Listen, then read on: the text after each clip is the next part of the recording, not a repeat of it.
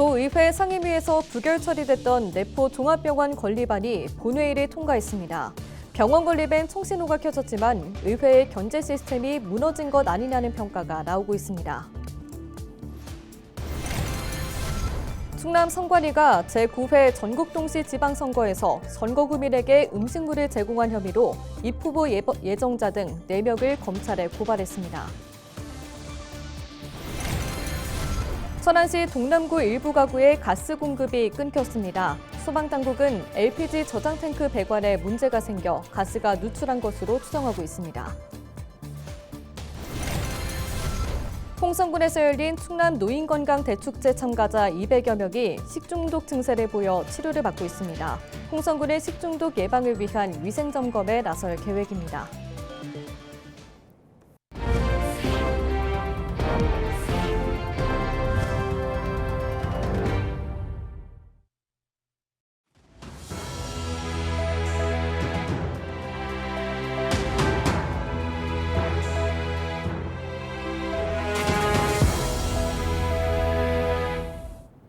시청자 여러분 안녕하십니까? 헬로티비 뉴스입니다.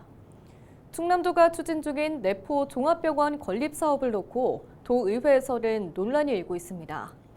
최근 병원 부지 매입 계획안이 도의회 상임위에서 막히면서 제동이 걸리는 듯 했는데요. 국민의힘 의원들이 부결된 안건을 재상정해 가결하면서 사업에 탄력이 붙었습니다. 막대한 예산이 쟁점이어서 논란은 계속될 전망입니다. 임희정 기자입니다.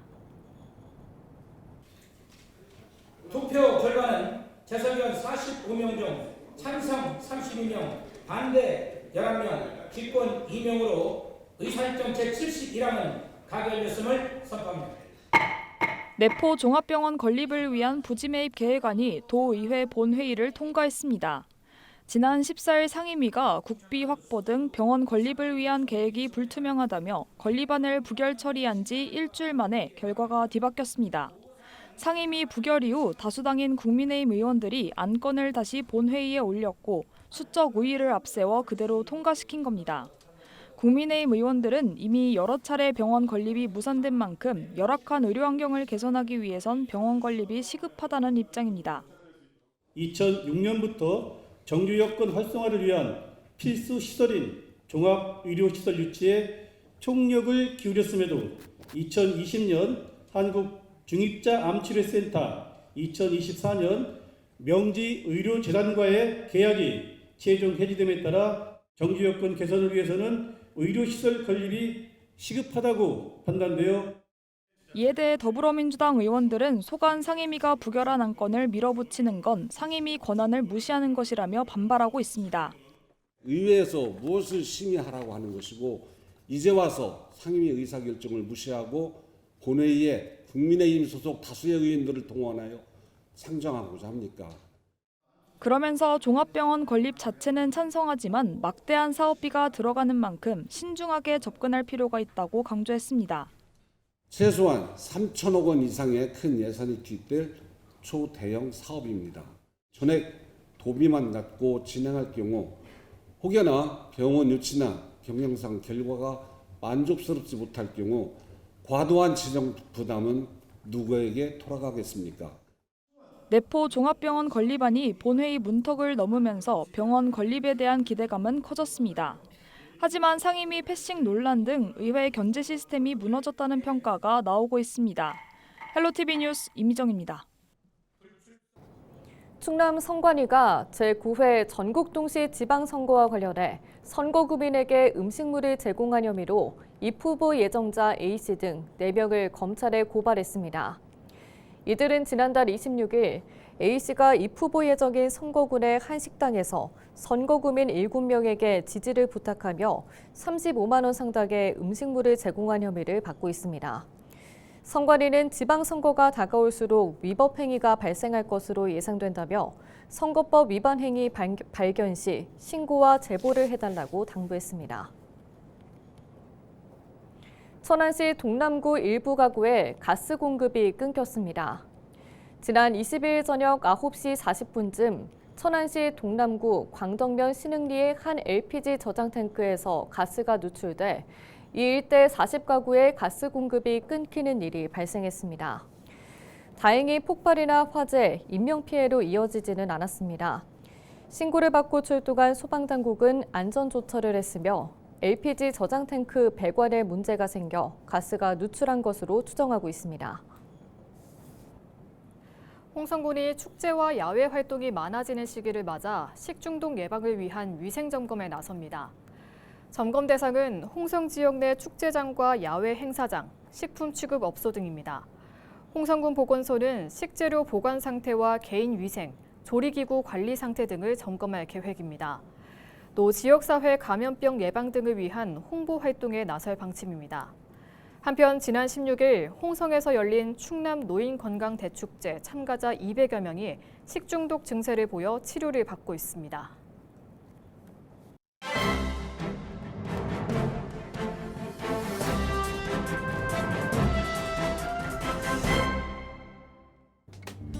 충청투데이 기사입니다.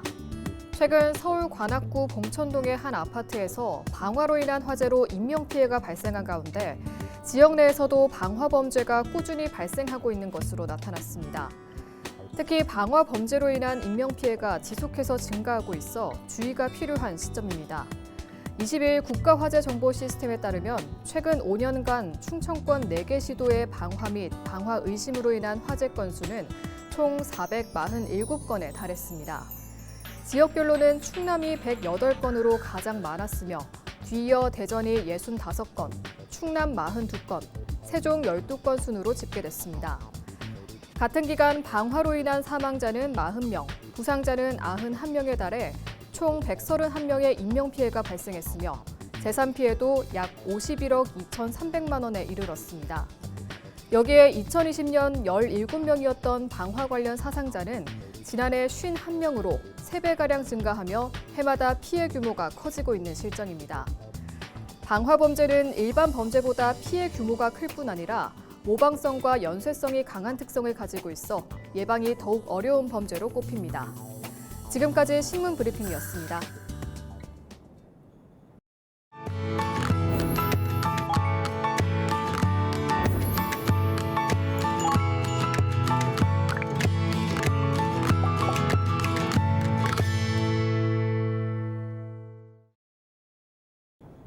케이블 TV 공동기획 우리 동네 영웅 시간입니다.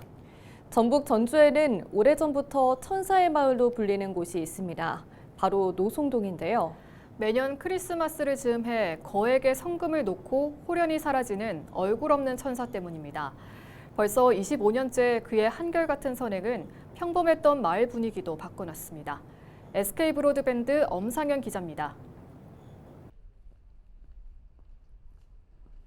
그날도 몹시 추웠습니다. 크리스마스를 닷새 앞둔 날 아침, 노송동 주민센터 책상 위 전화기가 울려댑니다. 모두가 기다렸던 한 중년 남성의 목소리. 처음 전화를 받았을 때 이제 뉴스로만 접하시던 분에 대한 걸 직접 전화로 받다 보니까 되게 생경하고 놀라웠던 것 같습니다. 그가 알려준 장소에는 언제나 그랬듯 5만 원권 지폐 다발과 돼지 저금통이 든 상자 하나가 놓여 있었습니다. 소년 소녀 가장을 위한 글도 빼놓지 않았습니다. 25년째 한 해도 거르지 않고 거액의 성금을 놓고 사라진 그를 우린 얼굴 없는 천사라 부릅니다. 남을 위해서 이렇게 자기의 돈을 사용을 하게끔 익명으로 한다는 것은 일반인으로서는 이게 어려운 부분이거든요. 그런 부분에 참 대단하고 고맙다라는 시민의 한 사람으로서 그 마음을 갖게 되고 그분의 어떤 정신을 담고 싶다. 그의 선행은 지난 2000년 4월로 거슬러 올라갑니다. 한 초등학생 손에 들려 보내준 58만 4천 원이 든 돼지 저금통이 그 시작이었습니다. 이후 지난해까지 모두 26차례, 한 해 수천만 원씩 그가 놓고 간 돈이 이제 10억 4천만 원을 훌쩍 넘겼습니다. 천사의 나눔이 시작된 이후로 그동안 나눔이 좀 침체됐던 그런 분위기가 전주를 벗어나서 전역으로 굉장히 지금 활성화가 되고 있거든요. 그래서 저희는 매년 천사께 또 천사가 주신 돈은 또 장학금이나 취약계층 이런 분들한테 그 나눔을 해주고 있거든요. 참 아찔했던 순간도 있었습니다. 지난 2019년 연말 천사의 성금이 돌연 사라진 겁니다. 다행히 한 주민의 결정적 제보가 절도범들을 특정할 수 있게 됐고 돈 한 나흘 만에 노송동의 품으로 돌아왔습니다. 한 번 그 실수가 있었는데 참 안타깝게 생각합니다. 그거에 대한 비난도 많았고 전국적으로 이렇게 방송이 돼가지고 옥의 티 이렇게 생각합니다. 앞으로는 이런 문제를 우리 동이나 우리 지역 주민들이 철저히 관리하고 감시해서 이제 노송동은 천사의 마을입니다.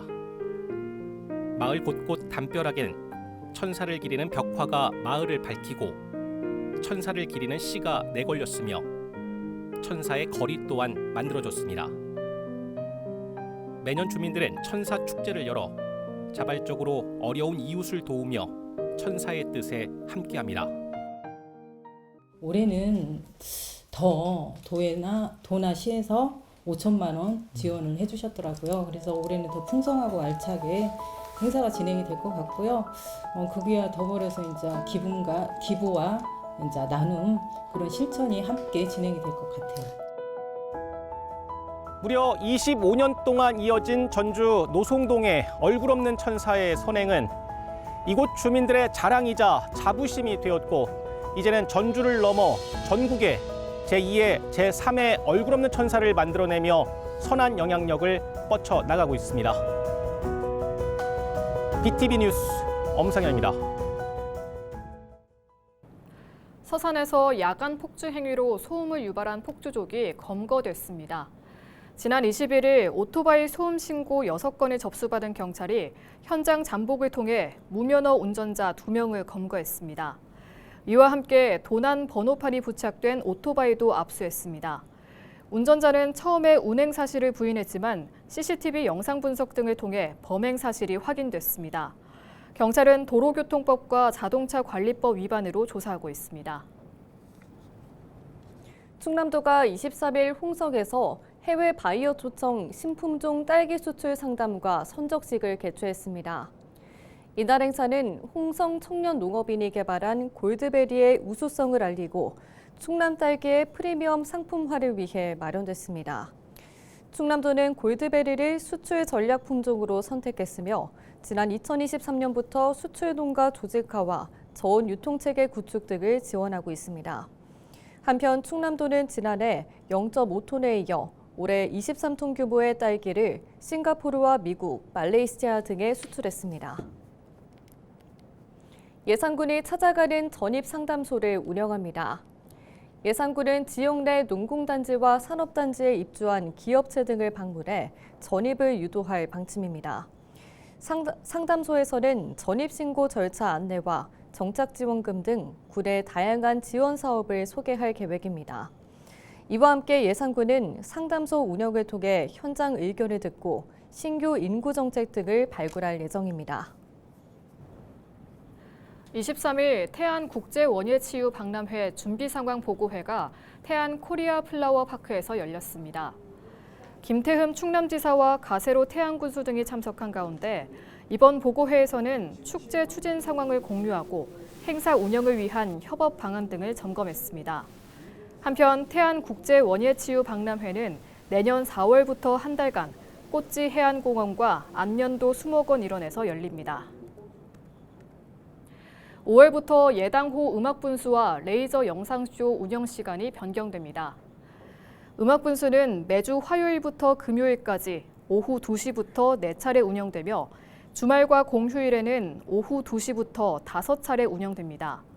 레이저 영상쇼는 매일 밤 8시 30분에 진행됩니다. 예산군은 일몰 시간이 길어짐에 따라 운영 시간을 변경한다고 밝혔습니다.